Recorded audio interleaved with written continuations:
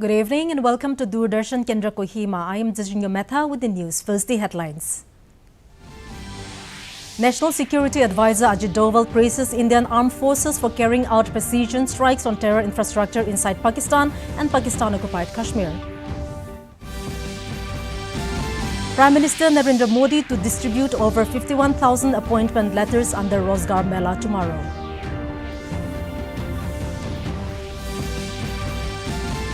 Defence Minister Rajnath Singh chairs first meeting of the NCC Alumni Association Governing Council.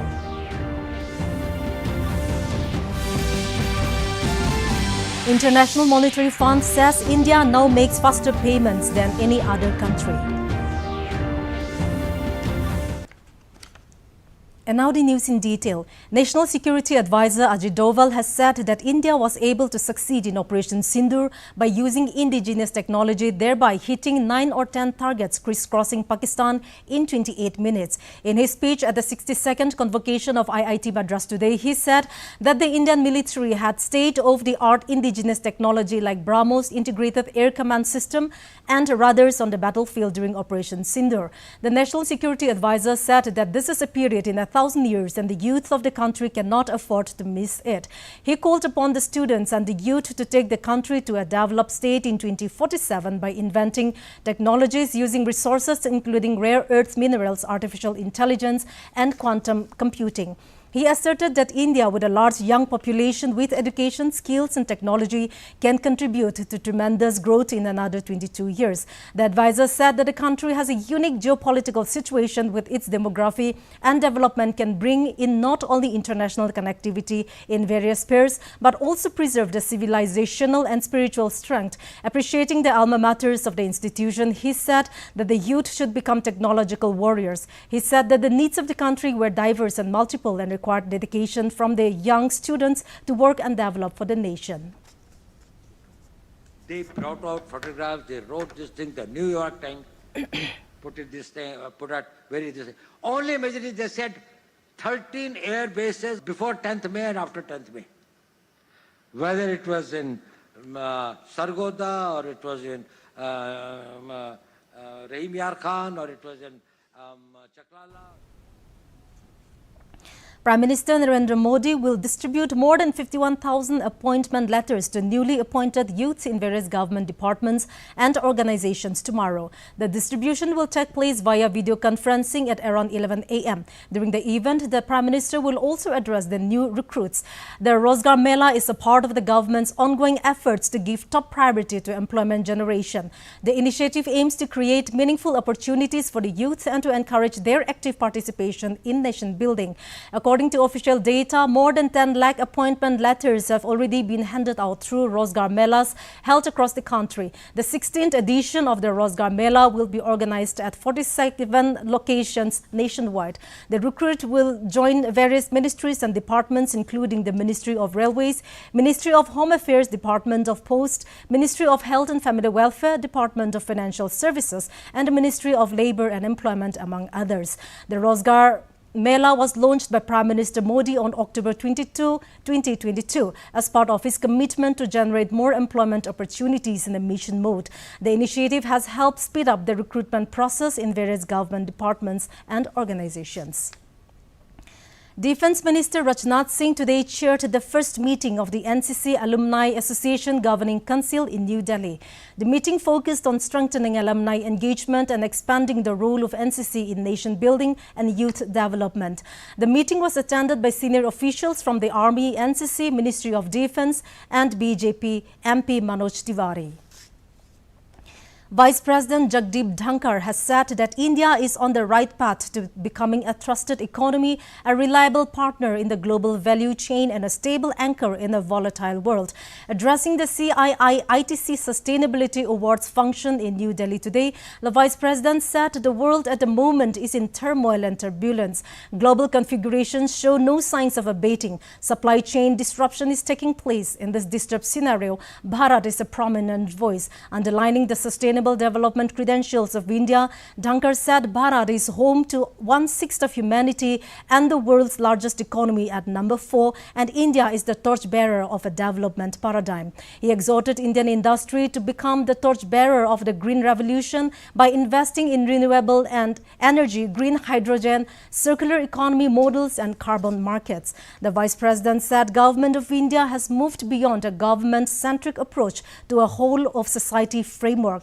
Subnational and local governments, civil society, private sector players and communities all are vital cogs in this engine of progress. He urged industry to work very closely with academia, training institutes and the government to design future-ready curricula. The Vice President exhorted India INC to expand its global presence not just in markets but in ideas, standards and solutions. He also exhorted to build Brand India on 4 pillars: quality, trust, innovation and ancient wisdom reimagined for modern relevance. Now let's take a short commercial break. Stay tuned. Hello Rajesh ji, मैं police थाने से बोल रहा हूँ। फिर से आप digital arrest में हो, दूसरे कमरे में जाइए, अकेले। आपके पार्सल में ड्रग्स मिले हैं, लंबे जाएंगे। 10 लाख दीजिए, बच जाएंगे। सर इतने कहाँ से? एक लिंक भेजा है, अभी प्रोसेसिंग के लिए 2 लाख भेजिए, बाकी बाद में। 2 लाख? क्या हुआ पापा? बेटा ये कह रहे हैं कि मेरे पार्सल में से ड्रग्स मिले हैं। अरे काट दिया। पैनिक मत कीजिए पापा, डिजिटल अरेस्ट जैसा कुछ नहीं होता है, ये सब फ्रॉड है। फ्रॉड? पुलिस, बैंक, आरबीआई इत्यादि के नाम से आने वाले साइबर अपराधियों के फोन या वीडियो कॉल से सावधान रहें। उन्हें कोई पैसे ना भेजें और तुरंत पुलिस में रिपोर्ट करें। अगर समझदारी नहीं दिखाओगे तो पैसे गवाओगे। आरबीआई कहता है जानकार बनिए, सतर्क रहिए। Welcome back and moving on with more news. Ministry of Electronics and Information Technology today launched a white paper titled Transitioning to Quantum Cyber Readiness in New Delhi. The white paper is a valuable guide for organizations from across sectors to begin their quantum safe migration and prepare for quantum readiness. It also recommends practical approaches for integrating new security protocols into existing frameworks while maintaining compliance and operational continuity.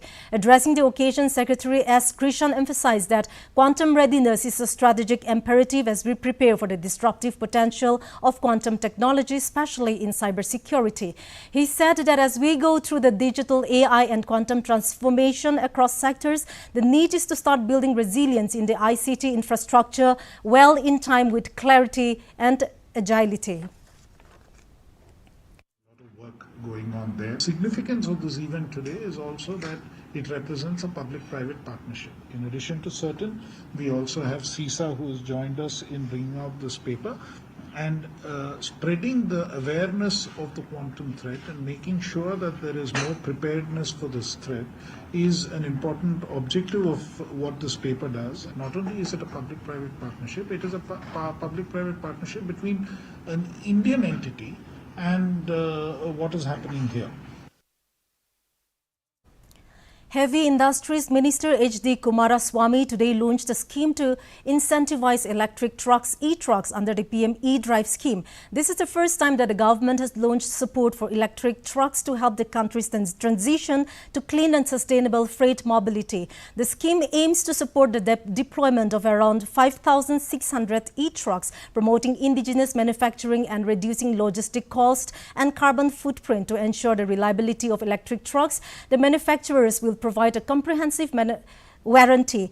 Speaking on the occasion, H.D. Kumaraswamy said a dedicated provision has been made to reserve incentives for approximately 1,100 e-trucks registered in Delhi with an outlay of 100 crore rupees.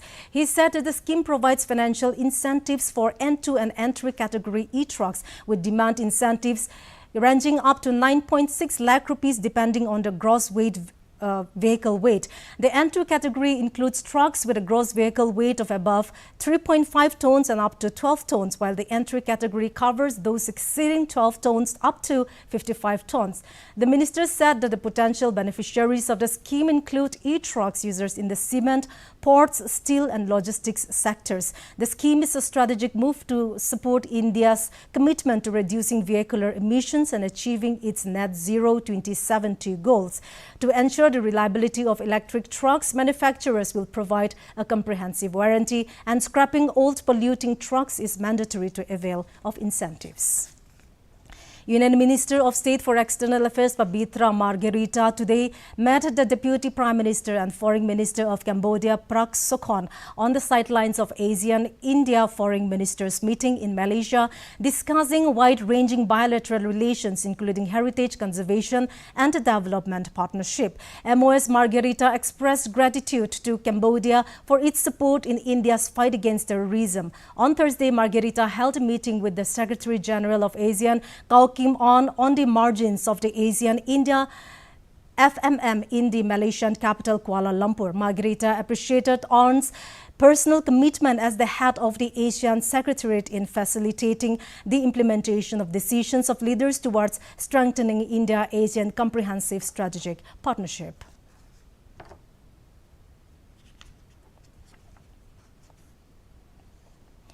The International Monetary Fund note has emphasized that India is making faster payments than any other country in the world because of the massive adoption of Unified Payments Interface.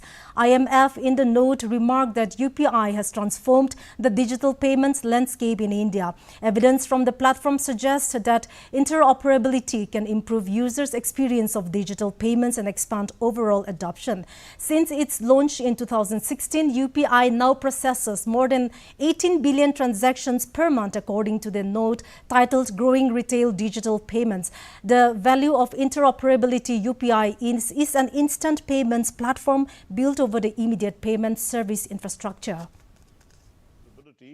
Boosts digital payment adoption with ATM withdrawal data showing a shift from cash to interoperable. This is in interoperable districts. The report recommends monitoring dominant players to ensure market competition and fostering inclusive dialogue with private sector participants. In June 2025, UPI recorded 18.4 billion transactions, and they were worth a whopping 24.04 trillion rupees. This, in fact, is a slight monthly decline, but significantly, it's showing yearly growth, reinforcing India's digital payment dominance.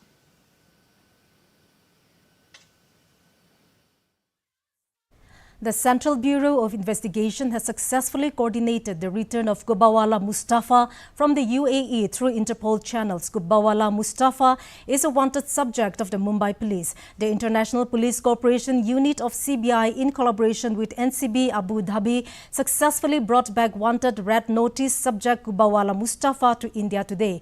A 4-member team of Mumbai Police went to Dubai, UAE on 7th July to bring back the subject Gubawala Mustafa.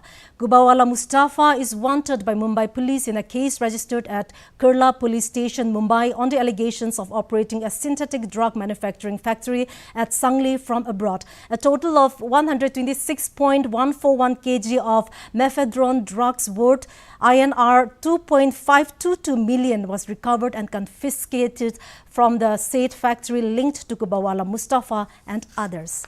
And now let us take a look at the weather reports of the district headquarters of Nagaland. Kohima today recorded a maximum temperature of 26 degrees Celsius and a minimum temperature of 20 degrees Celsius, while Dimapur had a maximum temperature of 33 degrees Celsius and a minimum temperature of 25 degrees Celsius. Wokha experienced a maximum temperature of 31 degrees Celsius and a minimum temperature of 23 degrees Celsius. Mongkokchung had a maximum temperature of 29 degrees Celsius and a minimum temperature of 21 degrees Celsius. Mon had a maximum temperature of 33 degrees Celsius and a minimum temperature of 24 degrees Celsius. Towards the east, Twinsang had a maximum temperature of 23 degrees Celsius and a minimum temperature of 18 degrees Celsius. Zinebuto had a maximum temperature of 26 degrees Celsius and a minimum temperature of 19 degrees Celsius. Phak had a maximum temperature of 24 degrees Celsius and a minimum temperature of 17 degrees Celsius. That's all for the weather report. And with this, we have come to the end of this evening's bulletin. Good night.